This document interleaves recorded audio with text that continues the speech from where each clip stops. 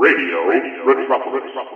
Welcome to the Dragnet Radio Podcast here on Radio Retropolis. Tonight, a man is shot and critically wounded in the street of a residential neighborhood. His assailant is unknown and nowhere to be found. This is The Big Streetcar from April 3rd, 1952, here on Radio Retropolis.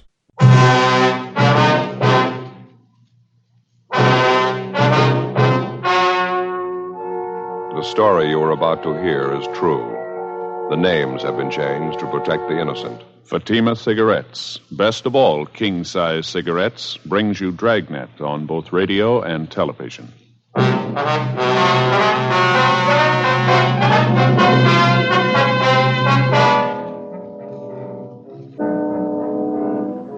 You're a detective sergeant.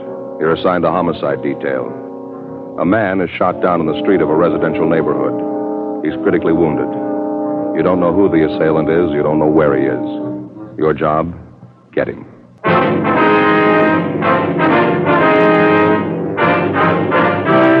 Dragnet, the documented drama of an actual crime.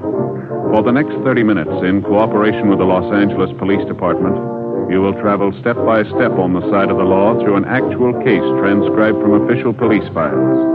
From beginning to end, from crime to punishment, Dragnet is the story of your police force in action.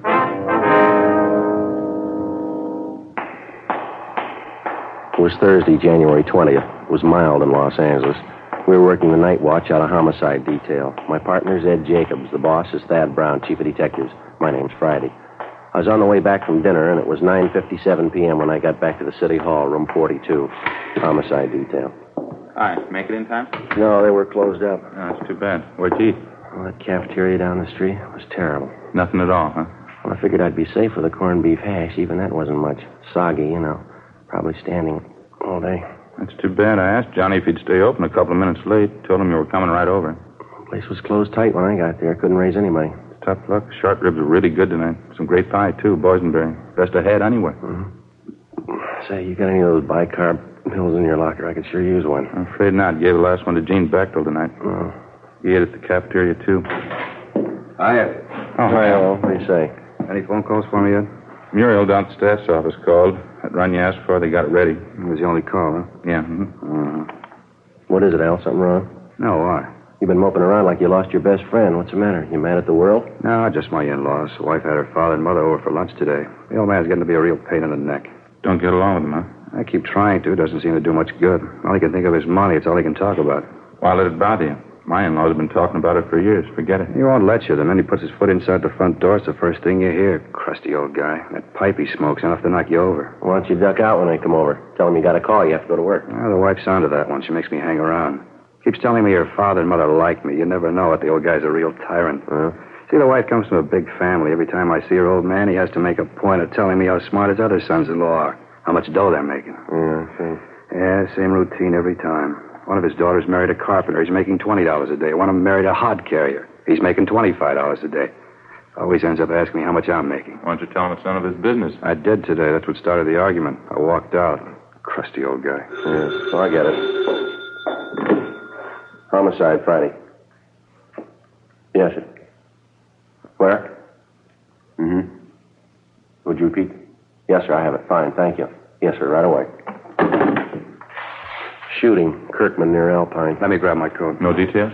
Man down on the sidewalk, apparently hurt bad. Neighbor said it was a family fight. Come on, we better hustle it, Al. Let's go. That's one good thing about this job. What do you mean? Trouble. You don't know what it is till you hear about other people's.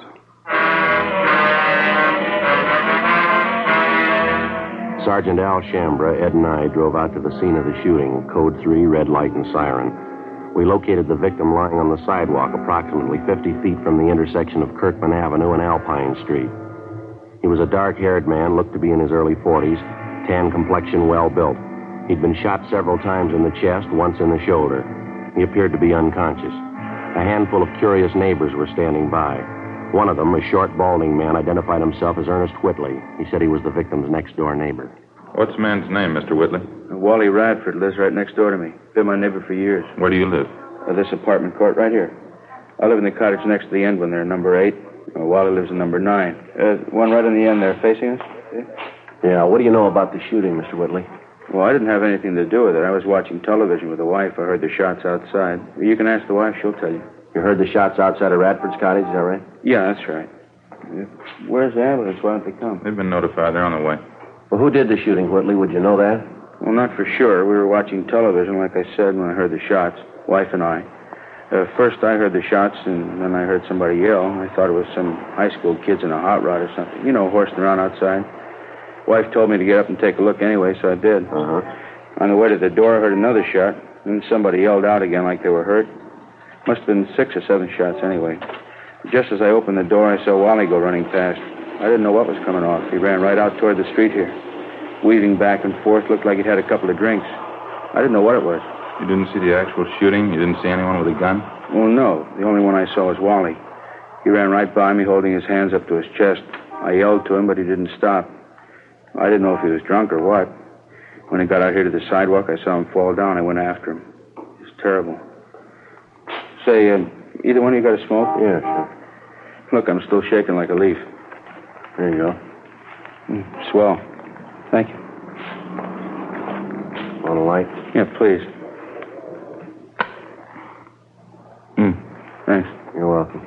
Was Radford still conscious when you reached him, do you know? Just about, yeah. I don't know how many times he was shot. He was rolling around on the ground. Pain was terrible. The whole front of his shirt was all stained. I yelled to Mike Desmond, one of the other neighbors. He called you fellas. Did Radford say anything to you? How it happened? I kept moaning about the pain. Kind of made me sick. It was a relief when he passed out. Mm-hmm. Did he tell you how it happened? Yeah, his wife. I figured that was it when I saw what was wrong with him. He told you his wife shot him? Well, they had a big fight today, Wally and his wife. Started this afternoon, been going on all day, all night, yelling at each other, throwing things around. I never expected this, though. Something must have snapped. She must be out of her mind. Where's his wife now? I don't know. Still back in their cottage, I guess. I've been here since the shooting. I didn't see her leave. Joe? Yeah. We got our hands full. Now, what do you got? Just talking to one of the neighbor women back in the court here. She said a Mrs. Radford phoned her about 5 minutes ago. Identified herself as the victim's wife, cottage number 9. What did Miss Radford want with the neighbor? She said she was giving fair warning. She wanted her to pass the word along. What do you mean? Claims she's going to kill anybody that comes after her.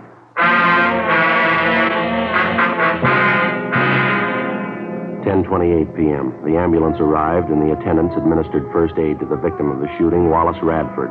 Before he was rushed to Georgia Street Receiving Hospital for further treatment, Radford regained consciousness long enough to confirm the fact that it was his wife who shot him. That was about all he could tell us before the sedatives took effect. The 2 officers and 2 of the radio cars which were standing by were detailed to keep the crowd away from the apartment court where the shooting took place, in particular Cottage 9, where the Radfords lived. The blinds were drawn in the house. There were no lights showing. We called the Radford cottage on the phone, but there was no answer. Al Shambra and Ed circled around and back for a closer look at the place. I continued interviewing the Radford's next-door neighbor, Ernest Whitley. I guess I should have known it'd come to this someday, the way they've been fighting lately, Wally and his wife. They've been doing nothing but wrangling, day in, day out. Well, you any idea where Mrs. Radford got the gun? She must have used Wally's, I guess. Don't know where else she'd get her hands on one. He keeps a gun in the house, does he? Yeah, as long as I've known him, he has. 38 automatic. I don't know the make, though. Do you happen to know if Mrs. Radford was used to handling a gun? No, typical woman. I remember Wally and Stella were over for cards one night. Stella, that's Mrs. Radford. Yeah, I know. I don't know how it came up, but Wally and Stella started arguing about him keeping a gun in the house. Stella didn't like it a bit, said she was afraid of guns. Didn't even like to have him around. I'm surprised she even knew how to pull the trigger. You said the Radfords had a big fight today. What was it about? Do you happen to know? Same old thing, I guess. Stella was always accusing Wally of running around with other women, running around town drinking. As far as I know, it wasn't true. Matter of fact, it was just the opposite. If anybody was on the town, it was Stella. I happen to know at least one guy she was making eyes at. Oh, here's your friend. Hi, what's it look like? Not good. House is pitch dark. Can't hear anyone moving around inside. Won't be easy to get her out of there, Joe, the way the cottage is situated. Why, what's the problem? The rear of the house backs up against that hill there. Yeah. Just a small space between the end of the house and the hill. No back door, just windows. One of them's open a few inches. You mean the front door's the only way in the place, huh? No, there's a side door on the left of the house, left-hand side. That's a kitchen door, Sergeant. Leads right into the kitchen. Just like our place. All the cottages are laid out the The same. living room's just inside the front door, then, huh? Yeah, that's right. Bedroom's in the right rear, kitchen in the left rear. A small bathroom leading off the bedroom leads to the left. She won't come out peaceably. How about a tear gas shell? That ought to bring her out. Well, I don't know if we'll need it, Al. Might be a waste of time. Whitley here was just telling me Mrs. Radford isn't familiar with guns. You think she know how to reload the automatic, Whitley? No, sir. I'm pretty sure she wouldn't. I don't even know if Wally had another clip of shells around the house. Even if he did, Stella wouldn't know what to do with it. Well, how about the clip that's already in the gun? Good chance she's got a couple of shells left. She fired more than half a dozen of them, I know that. She must have gone crazy. There were at least 7 or 8 shots. Well, they're just about empty, the gun. How about it? You want to try rushing the place? Let's go. Okay with me.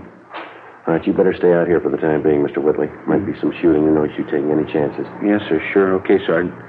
I'll be right back here if you want me. Thank you very much. All right, let's try it. How you want to handle it? Why don't you and Al take the side door? I'll go in the front. You want to see if we can get a rise out of her first? Yeah. Might be she'll give it up without a fight. I'll call out to her a couple of times first. If there's no answer, we'll rush the place. Okay. Now, let's make it all together, huh? Just wait for a signal. I'll call it out. All right. Okay. That's it. Side door just behind the shrub over there. Give us a little time to get around her, huh? Yeah, now, when I call out the rush, make it fast. It's the only thing we got in our favor. We'll try and surprise you. Right. See you later. Yeah, be careful. Mrs. Radford? Miss Radford, can you hear me? Police officers, we've got your place surrounded. We want you to come out.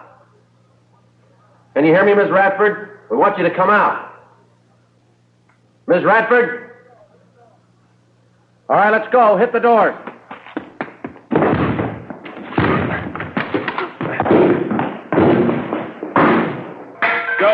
Joe, you all right? Yeah, what about you? In the kitchen. It's empty. Okay, just a minute. Living room's empty, not in here. Ed, in the bedroom. Nothing here. Yeah, how about that? Hey, Joe, back here. Where are you? Bedroom, straight back. All right. Have a look.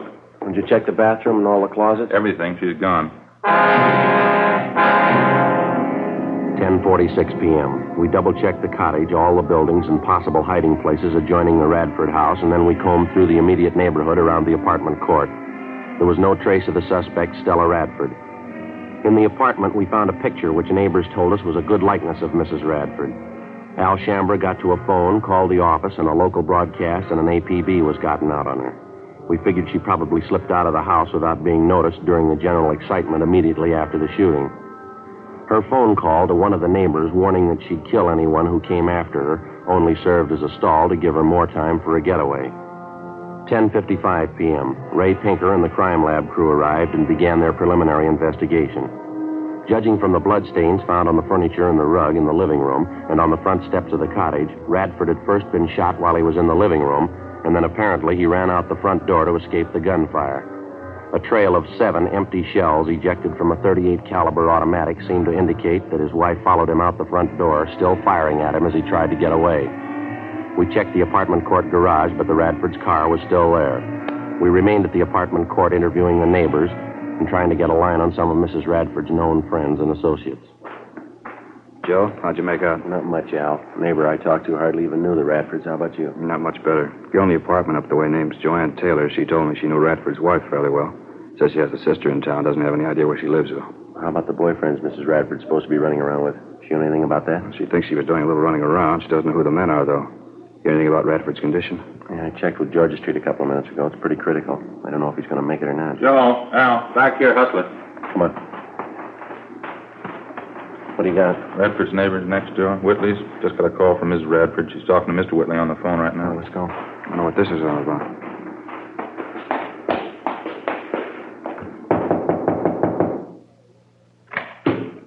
Oh, yeah, Sergeant. I was just going to run and get you. You have Mrs. Radford on the phone? I did, yeah. She hung up just before you came in. Wouldn't talk, though. Did she tell you where she is? No, she sure sounded funny. I think something snapped. She's a little crazy. What'd she say? Why'd she call you? Said she wanted to find out if her no-good husband was dead yet. That's all I could make out. The rest was just a lot of gibberish. She wouldn't give you any idea where she was? Where she was phoning from? No, I asked her, but she just laughed at me. Might still have a chance to find out, though. Yeah, how's that? She's going to call me back. While Ed and I waited with Mr. Whitley in his apartment, Al Shambra got to another phone in one of the adjoining apartments, called our business office, and gave them the number of the Whitleys' telephone. He asked them to make arrangements as soon as possible to have all incoming calls at the Whitleys traced to their origin.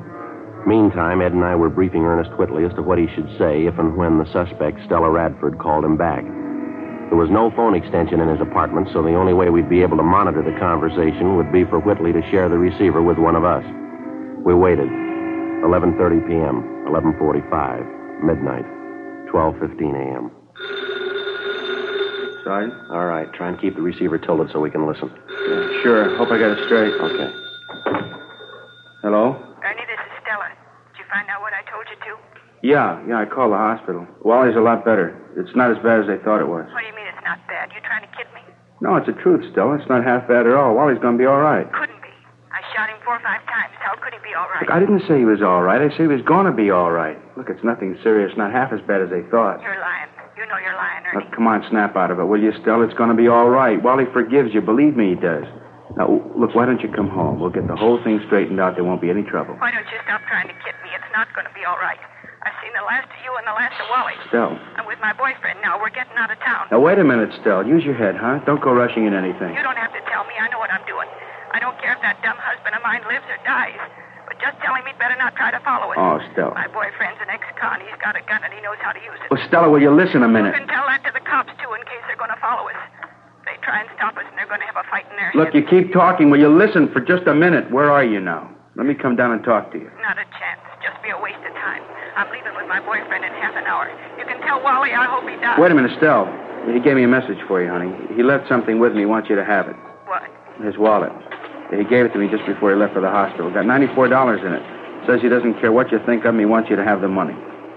$94? Yeah. He didn't have that much money with him. Where'd he get it? Well, I don't know anything about that, but it's right here in his wallet, just the way he gave it to me. He wants you to have it. That's all I know. I don't get it. He didn't have that much money. Well, what do you want me to do? Take it back to him? Tell him you didn't want it? Look, give the guy a break, huh, Stella? It's the only way he's got to show you how he feels about you. Stella? Isn't that right? Well, how about it, Stella? You got the money with you? I told you, yeah. Pick it up any time you want. No. You bring it down here. I'll pay your cab fare, buy you a drink. You can meet my boyfriend. Yeah. Just a minute. Stella? Hello, Stella? Yeah? It's about 12:30 now. I'll be down here in half an hour, huh? Uh-huh. I'm in a bar right on the corner. You can't miss it. Where? What corner? 9th and Avalon. As soon as the suspect, Stella Radford, hung up, we went to the apartment cottage next door where Al Shambra was on the phone in constant communication with our business office. He told us that somehow there'd been a slip-up. They were unable to trace the call to its point of origin. 12:36 a.m. According to plan, Ernest Whitley left his apartment, called a taxi, and headed downtown to keep his appointment with the suspect, Stella Radford. Ed Jacobs and Lieutenant Tony Ruiz from Homicide followed him. Al Shambra and I stood by at the apartment. More waiting. 1 a.m., 1:30, 2 a.m. Think they'd call us anyway. Wonder what the hitch is. Well, it's kind of hard to figure, Al. It's either a bum steer or they ran into some kind of trouble, maybe. And Mrs. Radford, she really warmed up to the idea when the money was mentioned. Well, apparently, yeah. I was listening in when Whitley gave her the story. She seemed to go for it. It's kind of hard to tell. The way this whole thing shapes up, she can... Might be them now. Give a look. Joe? Oh, yeah, Ed. What happened? How'd it go? We covered the Bartle closing, cruised the neighborhood, gave her plenty of time. Yeah. No luck, she didn't show.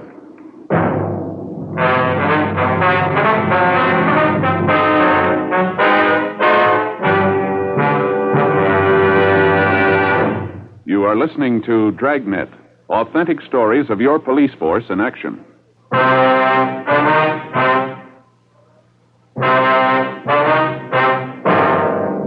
Friday, January 21st, 2:28 a.m. With the failure of the suspect, Stella Radford, to keep the date with her next-door neighbor, Ernest Whitley, at the Avalon Boulevard bar, we reached a temporary stalemate. Despite the fact that checks were made at all restaurants, bars, and other business places in the vicinity of 9th and Avalon open that time of night, there was no report or trace of the suspect. While the search continued, we stood by at the Whitley apartment in the hope that Mrs. Radford might call back. A check of our Records and Identification Bureau failed to turn up any record on either the victim or the suspect, his wife. Ed called Georgia Street Receiving Hospital again, but there was no change. Wallace Radford's condition was still critical. At 2:35 a.m., Stella Radford telephoned again. While we listened in, she told Whitley that she'd had no intention of keeping that appointment with him at the Avalon Boulevard bar. She told him that she knew he was working with the police, that she saw officers follow Whitley to the bar where they were supposed to have met. She again warned him of the consequences in the event anybody tried to apprehend her. After she hung up, we checked with the business office, and they told us that the calls had been coming from a telephone prefix which was impossible to trace. 10 minutes later, Whitley got another call from the Radford woman. The conversation went on for the better part of 20 minutes. She didn't seem to make much rhyme or reason. Her only concern was the condition of her husband, whether or not he was dead. She hung up abruptly, but 15 minutes later, she called Whitley again. Look, Stell, I told you there isn't going to be any trouble. Now, why don't you go and see Wally? He's lying down there in the hospital. He wants to see you. How about it, huh, Stell? Is he dead or not? That's all I want to know. My boyfriend and I are leaving first thing in the morning. I want to find out before I go. Why don't you at least give me a chance to talk to you, Stell, huh? We've been good friends. You know I wouldn't do anything to hurt you, you or Wally. Now, let me talk to you, huh? There's nothing to talk about. If you got anything to say, you can tell me now. All I want to do is find out about I Wally. told you he's hurt, but he's going to be all right. It's not serious. Stell? Why don't you stop lying to me? Look, I'm not lying, Stell. I wouldn't lie about something like that. What's the matter with you anyway? You been drinking? What's it your business? You're not kidding me, Artie. You're trying to help the cops. Don't you think I know that? What kind of a fool you think I am? But I'm trying to help, Stell, that's all. Sure, you're trying to help. Not me, though. You're trying to help the cops. I know they're with you. When we made that date to meet at the bar, you told them all about it. No. You left the house and they left right after you. I know Stell, all about it. no, you got it wrong, honey. I'm trying to help both of you and Wally. I'm trying to help the best way I know how. Now, why don't you come home? I told you we'll straighten the whole thing out. There won't be any trouble. Don't hand me that. I said we're leaving town, me and my boyfriend. Now, what about that money? $94. She said Wally wanted me to have. Yeah, that's right. He does. Now, how can I get it to you if you don't trust me? Get away from the cops, that's all. Oh, Stell. Maybe I could use the money, but I'm not giving myself up. Look, for you're that. wrong about the cops, Stell. Believe me, you are. Now, why won't you let me meet you someplace? Any place you want, just let me talk to you. How many times do I have to tell you there's nothing to talk about? All I want to know is about Wally. Is he dead yet? But I told you, he's not dead. He's going to be all right. Look, why can't you believe me? It's not what they thought. Wally will be okay. Ed, Yeah? in the next room. But what for, Stell? Why? Now, come on, snap out of it, huh? No, it's the truth, so help me. Yeah, what's the matter? Well, it just happened to strike me. You hear that streetcar that just went by a minute ago? Yeah, I did. Why? Did you notice a little before that when we were listening on the phone? Sounded like the same thing coming over the line, didn't it? Yeah, come to think of it, it did. Matter of fact, I heard it a couple of times coming over the phone. It's pretty regular. Yeah, that's what I mean. Streetcars have been passing by here regularly, too. Not much of a time lapse, either. Not much more than a minute. Mm-hmm. Well, I mean between the time when we hear it over the phone and the time the streetcar actually passes this place. Yeah? Well, if we've got the right angle, there's only one way to figure it here. She's phoning from somewhere in the neighborhood, and she's fairly close, wouldn't you say? Where do we start looking? Well, car tracks only run two ways. 3:30 a.m. Ed and I went back into the next room and continued to monitor the conversation between Whitley and Mrs. Radford. Whitley seemed to know how to keep the suspect talking, even though the purpose of her conversation seemed to make little or no sense. At 3:42 a.m., while we listened in, on the other end of the line, we again heard the sound of a streetcar approach and pass. Ed checked his watch. Approximately 1 minute, 38 seconds later, we heard a streetcar pass by in front of the apartment court. Before Ed and I left, we jotted down a note for Whitley asking him to keep Mrs. Radford on the line just as long as possible. We got in the car and drove north along the car tracks at about the normal speed of a streetcar. 1 minute and 38 seconds of driving brought us a distance of little more than 8 blocks. It was on the fringe of a park area. There were only 3 residential buildings in the immediate vicinity. There were no lights showing in any of them. We checked the location for public telephones, but we found none. 4:15 a.m., we turned around, drove back to the apartment court, and using the same timing procedure, 1 minute, 38 seconds at 25 miles an hour, we drove along the car line in a southerly direction. Sure not much of a choice. Bars are closed, most of the restaurants. No lights burning on this block. A few up ahead there in the next block, Ed. Yeah. Got to come pretty soon, doesn't it? Yeah, it's a minute right now. I can't see how we'd be wrong on it, can you? Too much right off is just a coincidence. A minute, 15 seconds. A minute, 20. Better slow down, huh? Yeah. What do you think? Well, it's a service station across the street. It's closed up. Well, a lot of them have outside payphones, don't they? You see any? No. None on this side. Let's see, I'll pull up in there, huh? Yeah. There's a phone booth in the back there. There's no lights, though. Looks like somebody in it. Yeah. Looks like a woman. Yeah, it is. Come on. All right, hold it up, lady. She's running for it, Joe. All right, come on. Come on, hold it up, lady. Police officers. Let go. Let go of me. What do you think you're doing? Police officers, lady. Here's our identification. I'd like to talk to you. You leave me alone. Just leave me alone. That's all. I don't have to talk to you. Your name's Stella Radford, isn't it? No, it isn't. Is that your identification? Who sent you here? Who was it? Are you Stella Radford? You couldn't have found out. How'd you know I was here? It was Ernie, wasn't it? Him and his friends. He told you. No, ma'am. I don't see how you found me. Somebody had to tell you. You never could have found me. I don't see how I made any mistake. Yeah, that's right. Let's go, lady.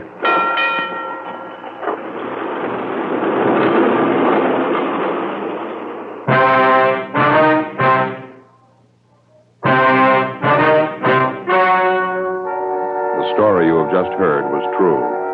The names were changed to protect the innocent. On April 16th, trial was held in Superior Court, Department 88, City and County of Los Angeles, State of California. In a moment, the results of that trial.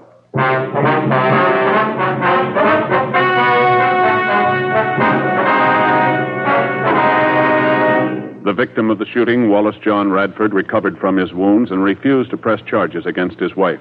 However, she was tried in Superior Court and found guilty of Section 245 PC, assault with a deadly weapon.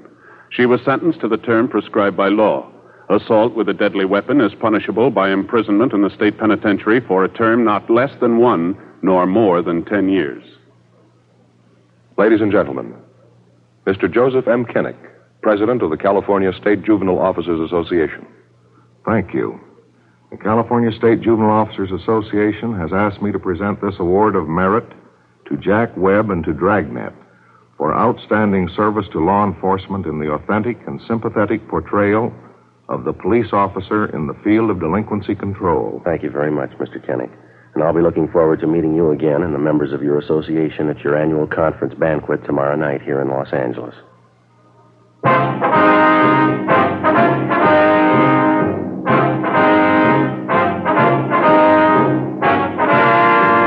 You have just heard Dragnet, a series of authentic cases from official files.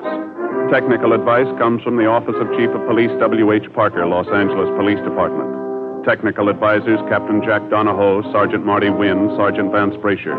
Heard tonight were Barney Phillips, Herb Ellis, Jack Kruschen, Helen Kleeb. Script by Jim Moser. Music by Walter Schumann. Hal Gibney speaking. Fatima Cigarettes, best of all king-size cigarettes, has brought you Dragnet, transcribed from Los Angeles.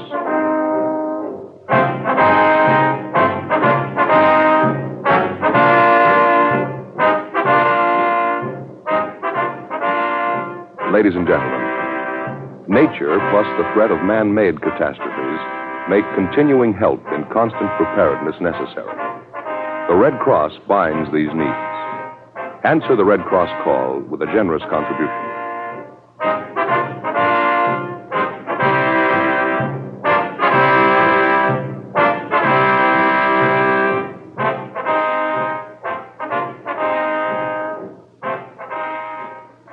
Next, it's Mr. Keene, Tracer of Lost Persons on NBC. That was The Big Streetcar from April 3rd, 1952, here on the Dragnet Radio podcast on Radio Metropolis. I felt sorry for Friday, who missed out on a great dinner, and Jacobs seems to take a little glee in the fact that the restaurant didn't stay open for him. Might explain why the character didn't last much longer in this series, I guess.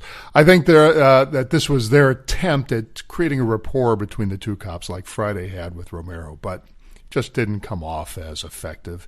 And it really didn't come off as one friend having fun with another. It came across cold and distant, which is how Barney Phillips played Jacobs, whether that was intended or not. And I don't really think Webb and Phillips got along all that well. Not that they hated each other, they just didn't have the chemistry. Before the credits, Jack Webb and Dragnet is given an award for outstanding service in the authentic presenting of the police officer in delinquency control by Joseph M. Kenney, President of the California State Juvenile Officers Association. The association, which is still active and very prominent today in California, is to administer the direct needs of troubled youths as they pertain to the field of juvenile justice. It is to help troubled youths, parents, and officials to have a better understanding of how to combat negative influences that could affect the safety of these juveniles and, of course, the people around them. Today, the opioid crisis among youths is a good example of a deadly juvenile influence that went beneath the radar of many adults until recently. The association brings this and other issues, such as opiates, to the forefront. In our guest cast tonight, Jack Kruschen and Helen Kleeb. Kleeb played Stella Radford brilliantly. Kruschen played Ernest Whitley, the neighbor, and is a character actor we all know from classic television, like most of these guys. He looks like the good-natured guy who would run your local pizza joint or Italian deli, or your Jewish deli. He was nominated for an Academy Award for his role as Dr. Dreyfus in The Apartment in 1960s. In the 80s, he played two Greek grandfather roles, once in Webster as Grandpa Papadopoulos and as Jesse's grandfather, Papuli Katsopoulos, on Full House. And he appeared only in 2 episodes before his character dies in his sleep, and it was a very emotional episode, a standout episode in the Full House series. Jesse, of course, was played by John Stamos. Jack Kruschen died on April 2nd, 2002. He was 80 years old. Helen Kleeb played a really despicable role here, as we were never quite sure why she felt the need to want to murder her husband if all she wanted was to leave with a new boyfriend. This was 4 or 5 shots that she took to her husband. I mean, bullets. And the fact that she wanted to make sure he was dead, which to me means a lot of anger in this woman, had to go into this decision to shoot him not just once, but multiple times. If so, that anger was never really explained in this episode. And he forgave her? He forgave her? Wow. You have to give Helen Kleeb a lot of credit for playing this role so perfectly hateable. Kleeb, for many, is best known for her role from 1972 to 1981 as Miss Mamie Baldwin on The Waltons. She played many guest spots on all the classic shows of the era: Dennis the Menace, I Love Lucy, Death Valley Days, Get Smart, The Andy Griffith Show, Bewitched, and The Golden Girls. I'm just naming a few. For feature films, she had small roles in The Manchurian Candidate and Hush Hush, Sweet Charlotte. Helen Kleeb died on December 28, 2003, just 9 days before her 97th birthday. Jack Webb, Barney Phillips in our cast tonight. Herb Ellis as well. Script by James Moser. Music by Walter Schumann. George Fenneman, our commercial spokesperson, and Hal Gibney was our host. And that'll do it for us tonight. That was The Big Streetcar from April 3rd, 1952, here on the Dragnet Radio Podcast on Radio Retropolis. This is Radio Retropolis.